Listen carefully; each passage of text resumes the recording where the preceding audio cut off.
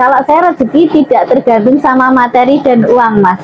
Saya berada di lingkungan orang-orang baik, itu suatu rezeki bagi saya.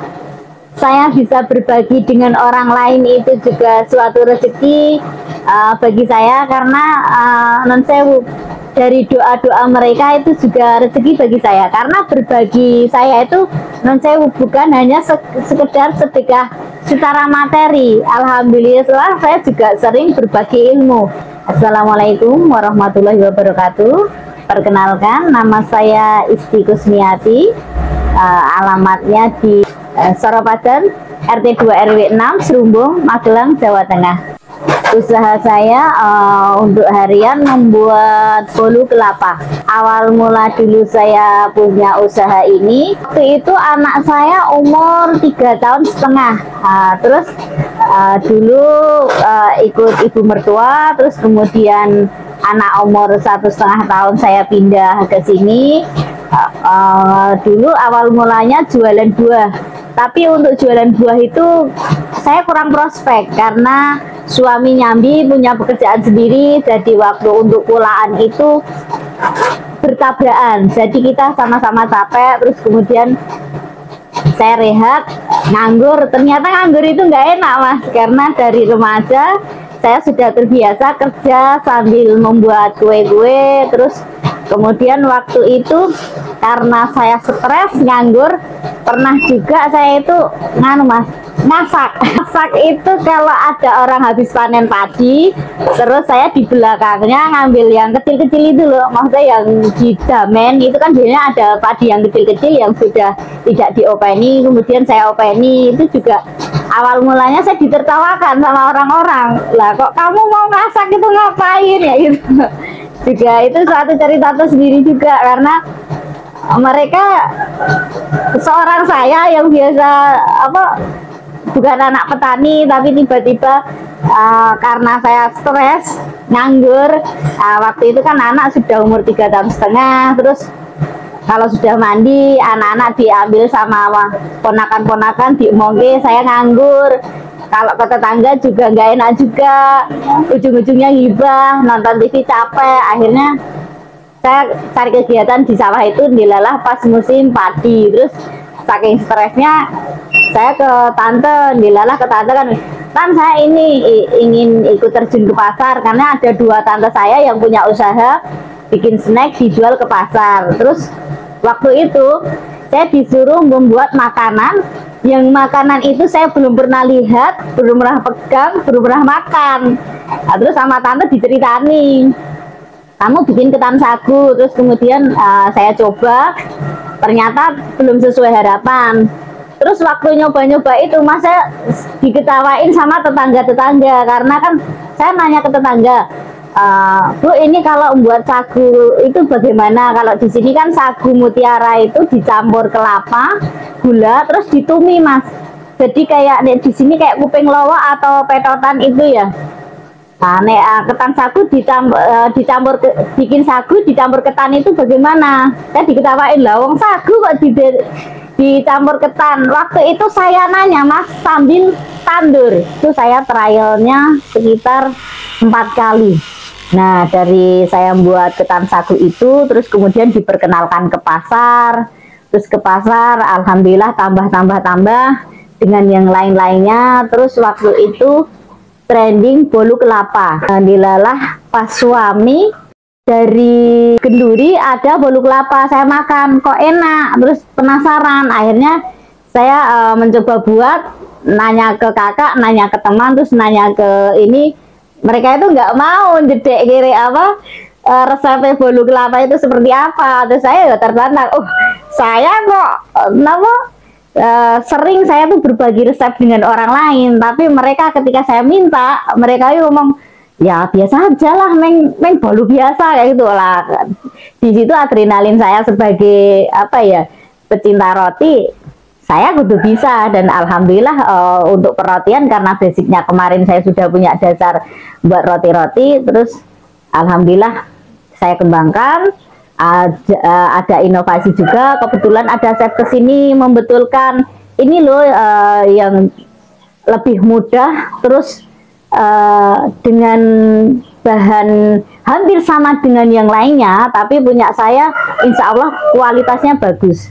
Karena apa? Kemarin itu alhamdulillah saya dapat konsumen dari orang dukun dan sekitarnya, itu mereka bilang kalau bolu kelapanya punya Mbak Iis itu dia moist, terus nggak terlalu kering, empuk, beberapa hari itu tidak lepas dari kertasnya. Kalau yang untuk punya orang lain mungkin beberapa hari itu bisa ambiar mas, ambiar, jadi lepas ke paper cupnya itu loh. Nah, itu alhamdulillah dengan usaha ini saya bisa memperkerjakan ibu-ibu di sekitar sini, ada beberapa karyawan. Walaupun usaha saya juga pasang surut karena awalnya kita dulu fokus ke kue basah, pernah juga sampai 7 macam, terus ke goreng-gorengan. Tapi kalau ke gorengan itu kita nggak ada waktu istirahat mas. Saya sama suami bilang kalau bisa saya punya pekerjaan itu yang dikerjakan siang, jadi kita malam bisa istirahat, bisa ngomong anak-anak untuk belajar. Dan alhamdulillah keturutan mas waktu itu bikin bolu kelapa, terus kemudian merambah ke roti manis dan lain-lainnya. Saya punya usaha itu modalnya 175.000. Itu saya dapat, masih inget itu saya dapat arisan terus buat nyoba 4 kali, alhamdulillah. Terus saya bertahan, maksudnya karena ibu mertua saya pernah bilang kalau kamu punya usaha jangan sesekali modal usaha itu utang. Jadi saya mengumpulkan uang sedikit-sedikit, jadi yang tadinya beli gandum itu ngecer mas, saya 1 kilo sampai 5 kilo, alhamdulillah sekarang bisa beberapa sak sekaligus. Terus telur juga saya ngecer, gandum saya ngecer, semuanya ngecer. Dan sekarang alhamdulillah sudah bisa dipercayai sama Bako. Saya mungkin bayarnya sebulan sekali, kadang 2 bulan sekali. Saya titip-titipkan di pasar Muntilan, pasar pagi itu kan kebetulan dari yang tadi awalnya belum buat bolu kelapa kan saya sudah terjun ke pasar. Itu saya punya beberapa bakul mas, jadi tinggal bakul ke. Ya walaupun saingannya juga agak berat juga karena bolu kelapa banyak juga di Muntilan itu ada beberapa produsen yang memproduksi bolu kelapa. Tapi alhamdulillah saya dapat konsumen di Borobudur dan lain-lainnya. Mereka bilang kalau punya saya itu lebih enak. Bolu kelapanya kelapa yang fresh ya mas, bukan kelapa kering terus ya yang baru diparut langsung dicampurkan ke bolu. Jadi bolunya itu seger lah, maksudnya dengan bahan-bahan yang berkualitas baik. Juga air kelapa yang biasanya kita buang itu kita konsumsi, yang satu masuk lagi ke adonan bolu kelapa, yang kedua untuk kita minum. Jadi bolunya tetap empuk, moist, ya tahan sekitar 5-7 hari. Kesulitan sih alhamdulillah nggak ada, cuman kadang ini mas, saya kesulitannya di tenaga, karena kadang kita pesanan banyak tapi tenaganya kurang. Kalau pasang surut pasti ada mas, karena sistemnya saya titip dan ada balen. Kalau ada balen itu yang tidak laku diretur, kemudian kita ganti lagi. Alhamdulillah untuk pencapaiannya yang dulu dari hand mixer mas, hand mixer itu saya bisa waktu itu yang hand yang biasa, merek-merek yang biasa itu saya sudah habis mungkin sekitar 4-6. Terus kemudian merambah ke mixer yang rakitan pabrik, dari sedikit-sedikit kita alat nambah, dan alhamdulillah nambahnya seperti yang di awal tadi, saya usahakan untuk menabung.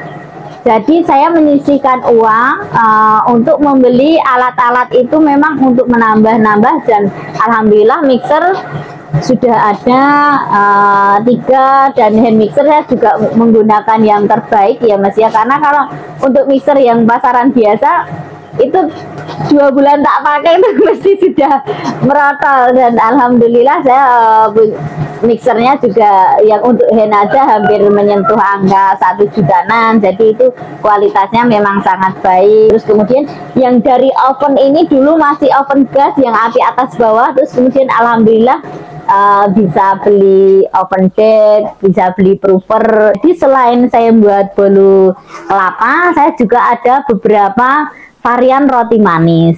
Roti bolu kelapa minimal 1 hari itu 5 kilo, dan itu cuma masuk ke pasaran Muntilan saja, Mas. Jadi saya untuk memperluas itu kayaknya belum bisa karena keterbatasan tenaga kerja. Mungkin kalau saya ada tenaga kerja buat pemasaran sama ini bisa, tapi alhamdulillah itu minimal 5 kilo, kadang kita juga sampai 10 kilo lebih. Dengan 1 kilonya itu menjadi 140 piece, kadang kita juga sampai 7 kilo, 8 kilo, 12 kilo, itu ya lumayan juga. Motivasi saya memanfaatkan ilmu, Mas, karena alhamdulillah saya punya sedikit ilmu yang bisa dimanfaatkan, terus alhamdulillah juga bisa membantu perekonomian keluarga, bisa mempekerjakan ibu-ibu di sekitar rumah sini, juga untuk membahagiakan orang tua. Selain bolu kelapa, ada beberapa menu yang lain-lainnya, dan hampir semua menu untuk saat ini ada armarem, tahu telur, sus, flosrol abon, cake tape, dan lain-lainnya. Kalau saya rezeki tidak tergantung sama materi dan uang, Mas. Saya berada di lingkungan orang-orang baik, itu suatu rezeki bagi saya. Saya bisa berbagi dengan orang lain, itu juga suatu rezeki bagi saya, karena non sewu, dari doa-doa mereka itu juga rezeki bagi saya, karena berbagi saya itu non sewu bukan hanya sekedar sedekah secara materi. Alhamdulillah saya juga sering berbagi ilmu. Alhamdulillah saya sering jadi tutor untuk pelatihan boga se-Magelang Raya. Jadi hampir se-Magelang itu dari pemerintah mengadakan pelatihan boga, terus kemudian alhamdulillah kok saya bisa mendampingi mereka. Untuk teman-teman yang menginginkan produk-produk saya untuk acara jenengan hajatan, untuk acara rapat, untuk acara nikahan, hantaran, atau hampers, itu bisa, karena produk kami bermacam-macam, dari aneka snack box untuk hantaran, roti ulang tahun, tumpeng, juga untuk prasmanan kecil-kecilan. Jenengan bisa menghubungi saya di nomor WA 081 392 795 422. Terima kasih untuk penonton yang sudah menonton channel ini. Semoga jenengan dengan melihat ini menambah wawasan jenengan, menambah pengetahuan jenengan, sehingga jenengan termotivasi untuk bisa berkarya, bisa untuk diri jenengan sendiri, juga untuk lingkungan panjenengan. Dan jangan lupa jenengan subscribe, like, comment, share Jejak Rizky. Mantap.